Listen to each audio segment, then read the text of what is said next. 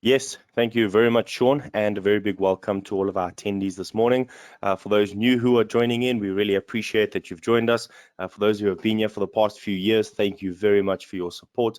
And once again, a very big thank you to Iopsa for making these Toolbox Talks possible. Today's Toolbox Talk is about ladders. We have been chatting about the National Ladder Month. March is always Ladder Safety Month, and we want to make sure that we understand what it is in terms of safety that we need to do to make sure that our ladders are safely secured to prevent us from either falling off the ladder, tools and equipment falling off the ladder, or the ladder itself falling and injuring us or other people. But we just want to have a special alert through to every single plumber out there, even if you're not a plumber and you're interested in what the coronavirus has to do with our industry, especially in plumbing. Please tune in next week. We are changing up the Toolbox Talk for next week. We were supposed to look at PPE, specifically gloves in PPE, and how important they are when working out in the industry. But we are changing it up because of the hype around coronavirus, first of all, and knowing that it has been in South Africa, it is here now, it's pretty much all over the world. What do we need to know and what do we need to do, especially as plumbers? And we're going to be looking at the developments of this coronavirus as well as the preventions we can take.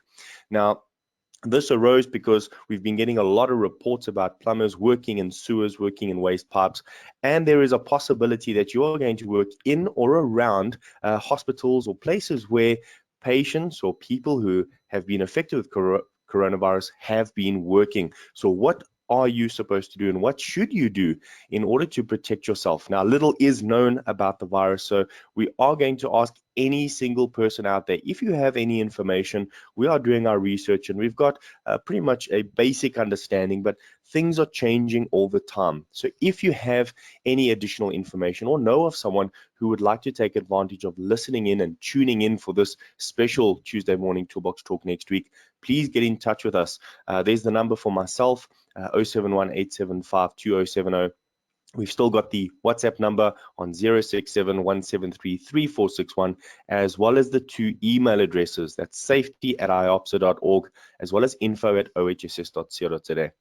But without taking too much time for the introduction, let us go into hazardous platforms, specifically looking at ladders in the workplace. And why is it so important that we look after ourselves as well as our employees when working on ladders? Now, the first thing we must understand is that each person is going to be working in a different type of industry. So if you are a plumber, we know that you are going to be working in different sections of the plumbing industry. So we are going to be looking at the audit side.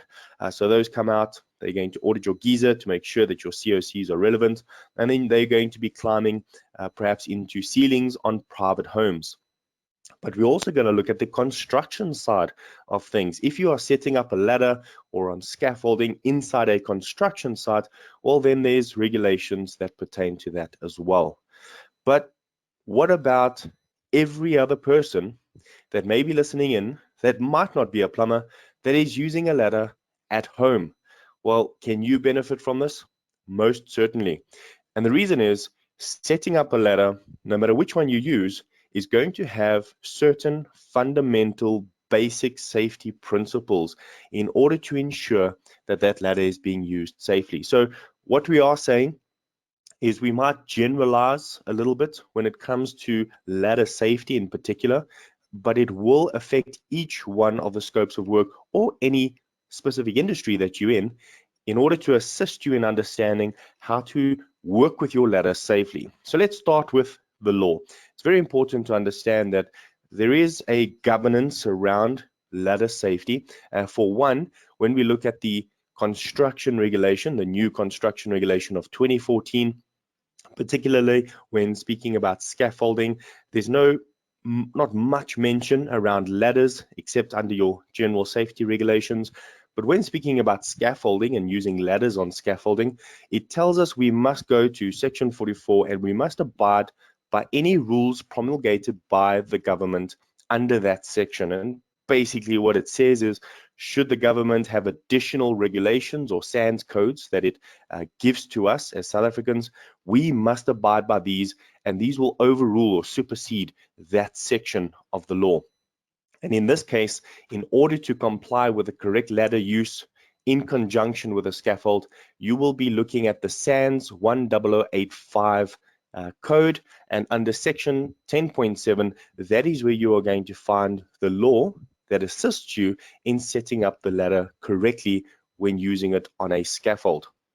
But when we're looking at scaffolds, or in particular ladders, for any other section outside of the construction regulation, or even on a construction site without using it on a scaffold, we will then turn to General Safety Regulations, section 13.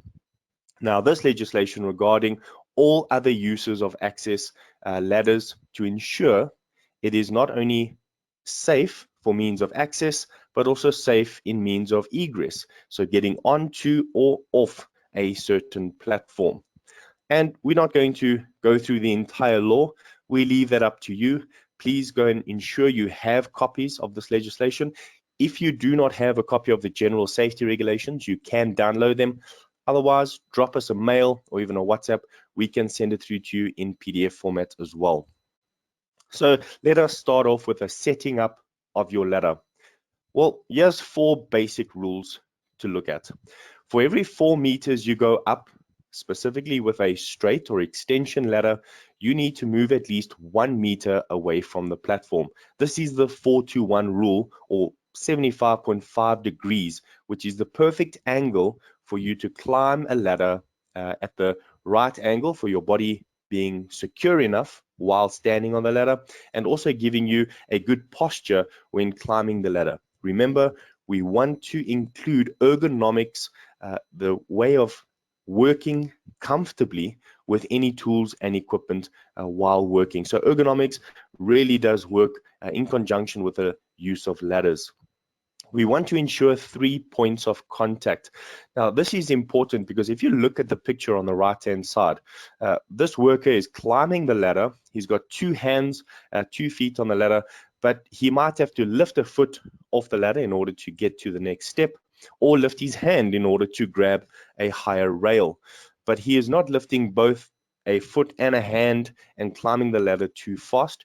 He is also not carrying anything in his hand. As you see, he's got a tool pouch, and his tools are securely inside that pouch in order for it not to fall.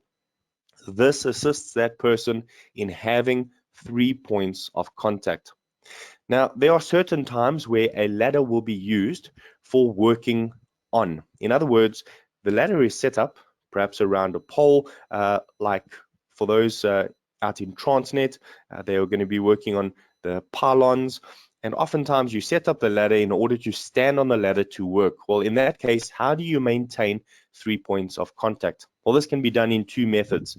First of all, we have a full body harness attached to a double leg lanyard, and that is then securely fastened to the pole and the ladder in order to make sure that both things are securely structured in order for us both not to fall. The second way is using a work positioning belt.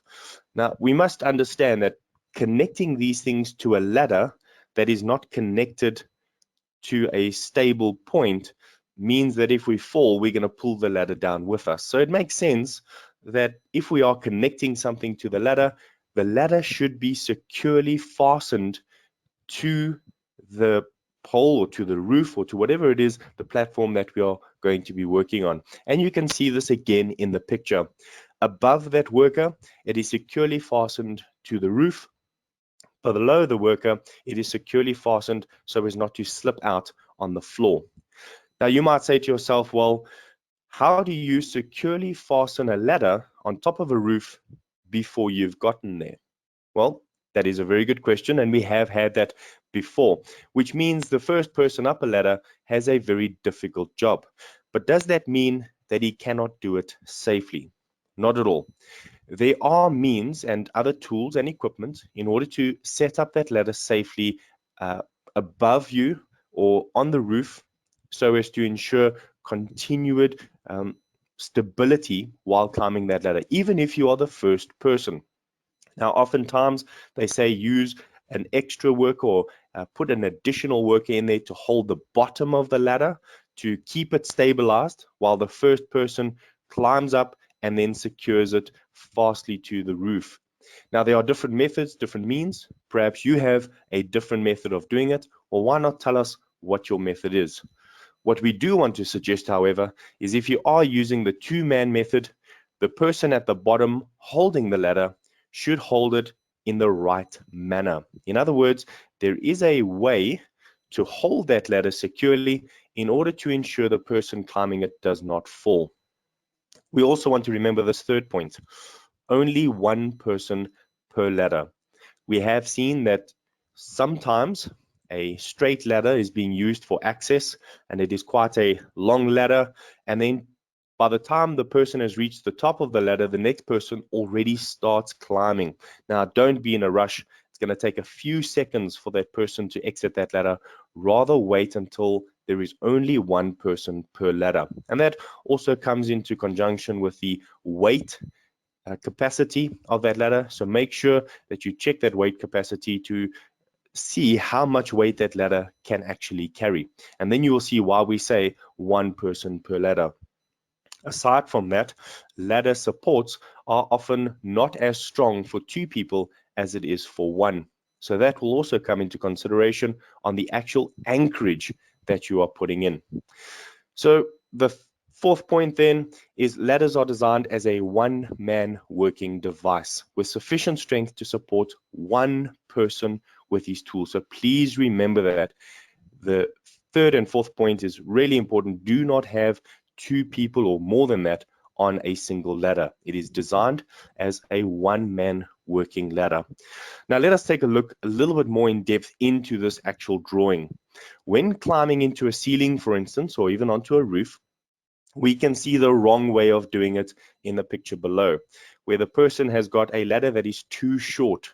Now he has to stand on the top step of a ladder and use his body strength in order to climb on to the roof. Now there is no structure up here, there is no harnesses, there are no rails. There is a high probability of this person slipping and falling. He also does not have 3 points of contact to a proper anchorage.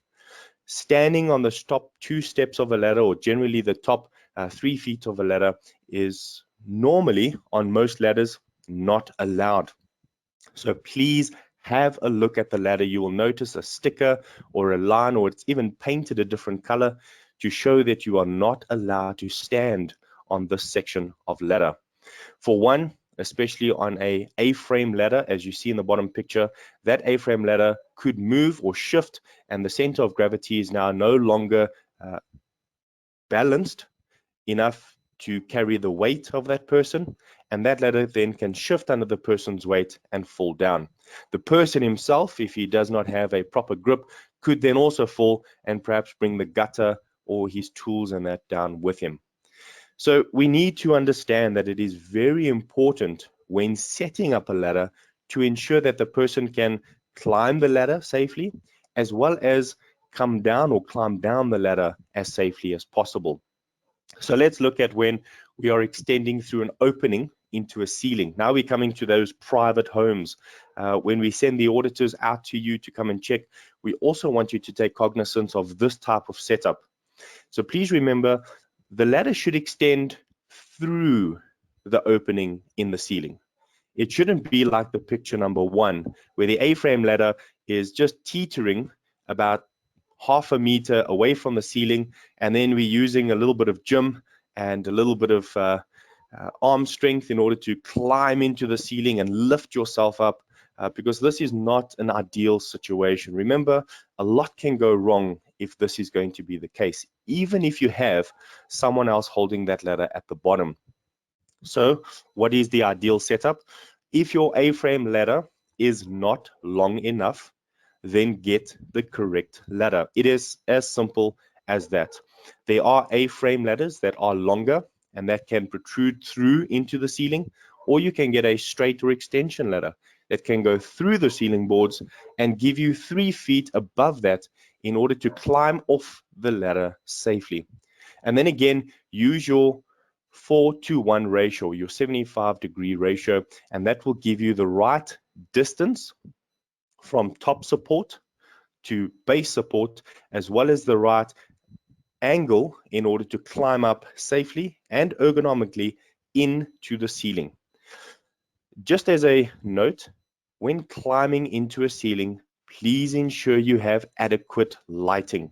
Now, one of the suggestions that a plumber made was to attach a light lead on top of the ladder, so right there at the top of the 3rd foot, and this then illuminated the top of the ladder when going through the ceiling, and then illuminated the area around the ceiling. A very good suggestion. First, try and find out that it is not modifying your ladder, and perhaps use something just to stick it on instead of drilling it in. Please, we do not want to make any modifications to our ladders. So we hope that this gives you a little bit more of an understanding of the setting up of ladders, particularly on the construction site with scaffolding. Perhaps if you're climbing onto a roof, it will be the same setup, or inside a ceiling. This is the same base support, top support, and ensuring that that person has 3 points of contact at all times. But when inspecting your ladder, you also need to look for certain things. For one, it needs to be in good condition, but you cannot see that without looking at the entire ladder. So look at all the rungs, the cleats, the steps. Are they all in a good condition? Are the side rails intact without any cracks or bends or breaks? Do the rungs or cleats or steps fit snugly into the side rails? Is there any corrosion? Are the side rails and steps free of grease or corrosion, or making sure that there's no oil so that it could become slippery? Is the ladder's hardware or fitting secure and undamaged? Do movable parts operate freely without binding or excessive play? Are the ropes, especially on your extension ladders, intact without fraying or excessive wear?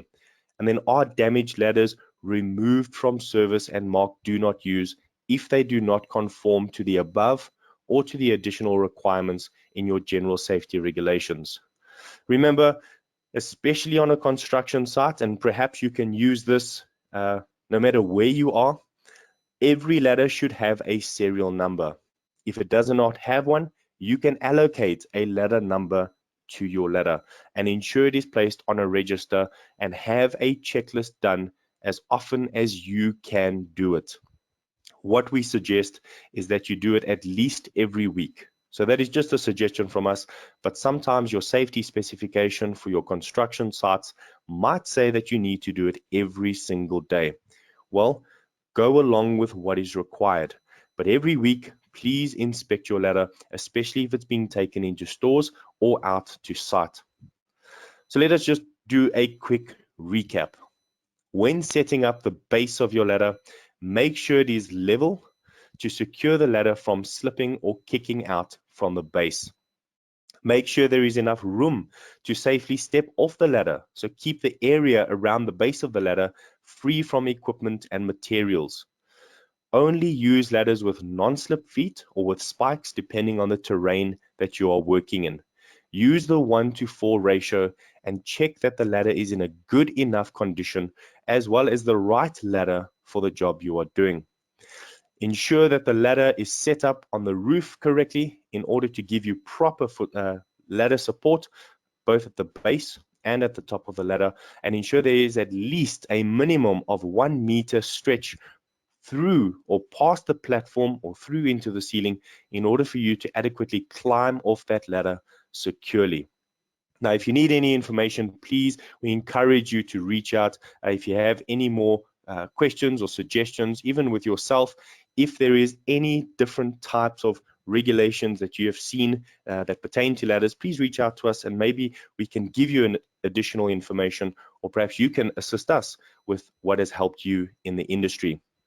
So what we want to assist with is asking that every single person out there, please use your ladder safely. Whether you're using it on a construction site, whether you're using it in a private home as a plumber, or even if you are privately using it yourself in your own home, take account of the way to set it up safely. Use it in the prescribed manner, because we often find ladders at home are not being used correctly. And this is where a lot of incidents and accidents have been coming from. So don't forget the free Iopsa sponsored safety course. This is for Iopsa members. It is already happening today and tomorrow in Gauteng. So if you are there, we would like to say thank you very much for joining us. We are having another 2 to 3 training sessions out in Gauteng, and we will send it to all those members. If you haven't received an email from us, please reach out to us. Perhaps we don't have your email address or the correct spelling of your email address. We're looking forward to coming out to KZN on the 28th and 29th of April. These dates have been confirmed, as well as a venue that has been confirmed. And we'd like to say thank you very much to Iopsa KZN for organizing this for us. As an Iopsa member, you can send 2 employees free of charge on this OHS representative course. It's going to assist you in understanding legislation governing health and safety within our company. It also assists you, and this has been tailor-made for a plumber, in how to do a risk assessment, as well as what should be in a safety file for basic legal compliance. So if you want to go on this course, please reach out to us. If you want to send more people on this course, you do have a discounted rate from the training provider. It's an additional 20% per person off that you can get it at. So reach out to us. You can use either one of those email addresses or numbers to reach out, and we can give you all of that information. And then please do not forget, next month, April 2020, is Legionella Awareness Month.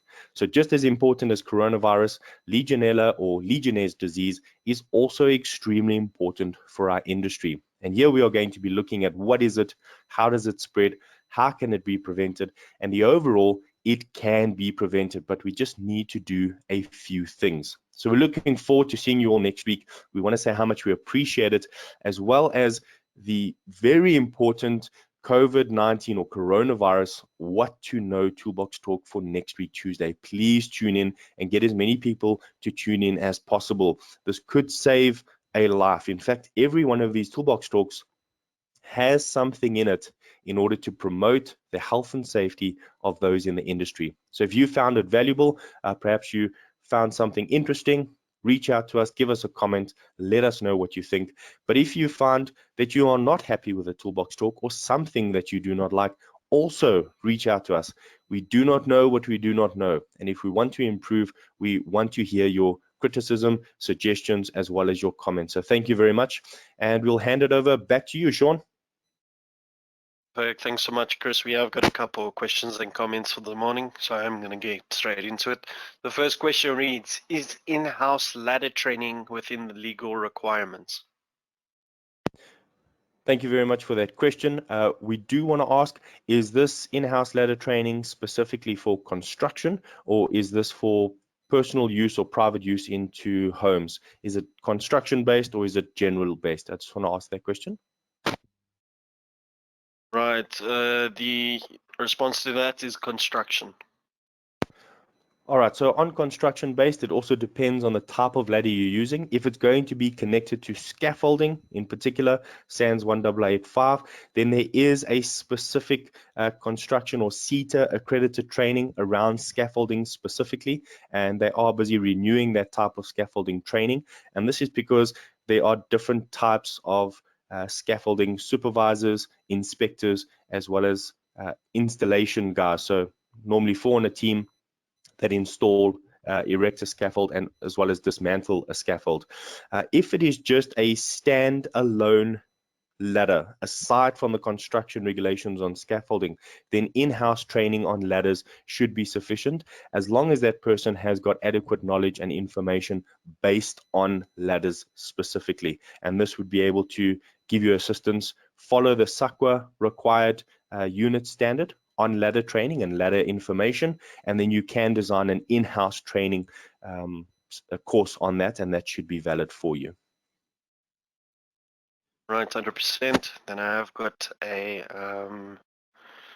well, there's another response to that. It says, not scaffolding, general A-frames and single pole ladders.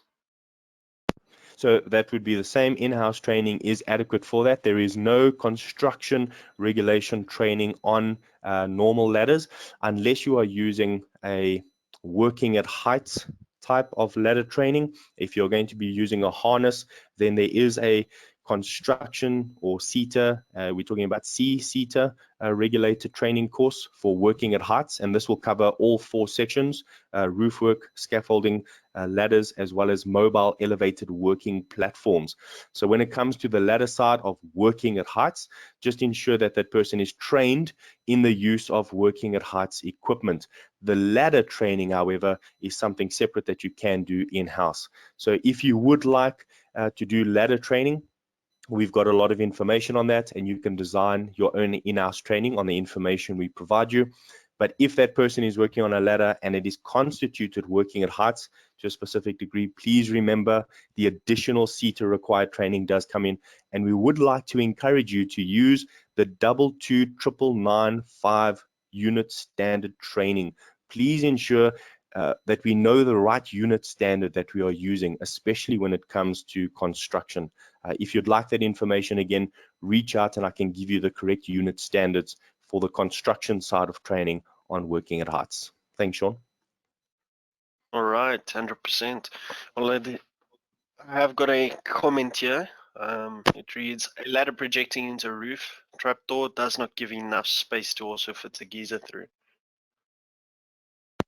Yes, we have found that oftentimes you have to actually cut it out, and that is a big no-no because we don't want to go and reinstall an entire ceiling. So a lot of preparation has to go into before quoting a client on just installing a geyser, and that is why it's so important to do site visits.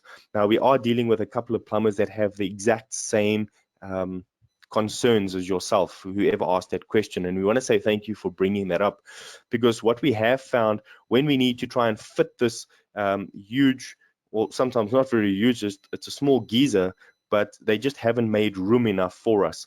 There is a solution for it. You might not like it, but it's not using a ladder. It is using a very small, narrow scaffolding that can be erected inside. It's got pads under the base jacks of the scaffold, and it gives you a proper platform for 2 to 3 to even 4 people to stand in this platform and help guard the actual geyser inside into the roof. So this means that the scaffold is then set up, the ladder is set up on top of a scaffold into the ceiling. 2 people then climb into the ceiling and remove that ladder. Then 2 people who are standing on the scaffold have got the right height in order to help lift the geyser into the ceiling while the other 2 are already in there. Then the ladder is then set up once again in order to get the 2 people outside of that ceiling. So there is a way to do it. It takes a little bit more time, but it is the safest way. So why not take a look at investing in this type of setup? It's not very expensive. You can get it at a very reasonable rate. And once you've paid it off, all you need to do is send it in to ensure that it is constantly monitored and checked for problems, especially those problems that are found on scaffolding. Thanks, Sean. All right, perfect. Well, it has, that is all of the time we have got for you for this morning. So I'm going to go ahead and end the session off now. Guys, we did not get to some of your questions. I have still got 3 of them here sitting on my queue. So we will go ahead and get back to you via email regarding those. And then, guys, I'm going to go ahead and end the session off now. Please enjoy the rest of your day, guys. Thank you so much for joining us.